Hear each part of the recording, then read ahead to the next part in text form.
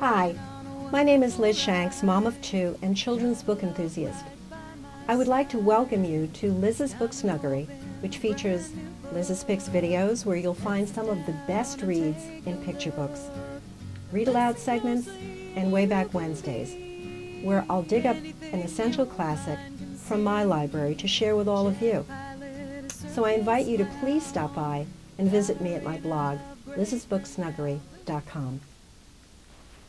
My picture book selection today is one I'm very excited about because it's done by the iconic Jan Brett, and it's entitled Mossy.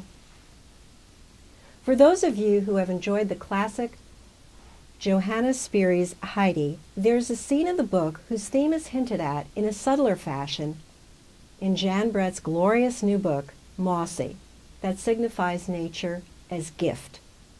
But the stickler remains in both books. How do we observers share the gift? Heidi, anxious to collect the beautiful flowers she sees on the high crags of the Alps, picks them and encloses them in her apron to share with her grandfather at the end of the day. She is amazed as she opens her apron to see them wilted and faded. He explains they are best left on the Alps, where they will flourish in their natural home. When we see something beautiful, our human instinct is to capture it in a sense so that its beauty can be enjoyed again and again, and not just by the one who initially sees it. But we hope it can be seen yet again by many others who, in the right environment, may be given the opportunity to enjoy the beauty of this unique creation too. It does present a puzzlement. Jan Brett has spent an artistic lifetime capturing in lavishly bordered and lovingly told picture books those vividly and realistically painted inhabitants of the natural world in varied settings, against narratives that sometimes flow from some occurrence in Jan's own keen observations. And such is the case here with Mossy. Sitting on her own dock, she saw what appeared to be some water weeds on the bottom that looked like a turtle. It indeed was a turtle, with an underwater garden on its carapace or shell.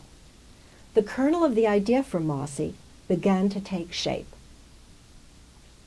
Lily Pad Pond is the home of Mossy, where her unusual garden begins atop her back, with a growth of curlicues of moss.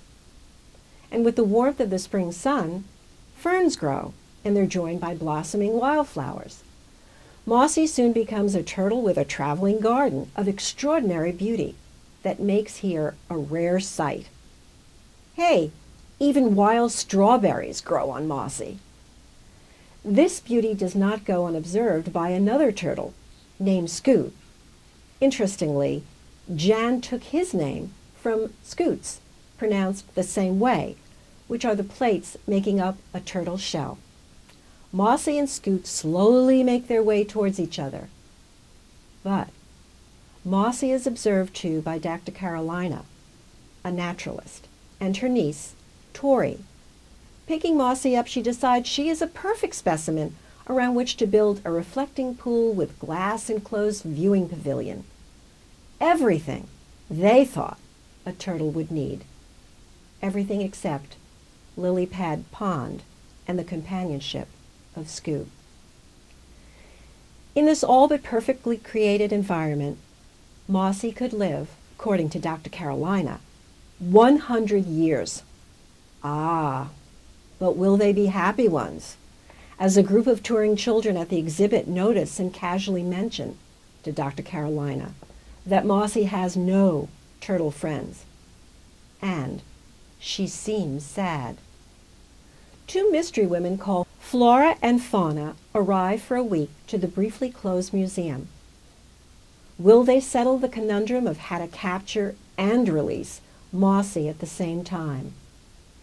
If Walt Disney could make an elephant fly, my money is on Flora and Fauna. Jan Brett's renowned borders do not disappoint. They have a naturalist's eye, exquisite in their detail of a multiplicity of varied species of butterflies, bird feathers, bugs, flowers, seeds and pods, not to mention collections of unusual shells, stones, and mushrooms. Children and parents will spend long moments poring over each page as the story and borders progress. Your children may have questions about Dr. Carolina's removal of Mossy from her natural habitat. And that is the great thing about picture books. They enlighten and entertain, providing vehicles for discussion after and during the read. And you may find time to do this during the reading of Mossy. In Jan Brett's Mossy, she has beautifully managed to afford children and parents both opportunities. Please visit Lily Pad Pond with Mossy and Scoot. They are quite a pair, along with Flora and Fauna, who saved the day.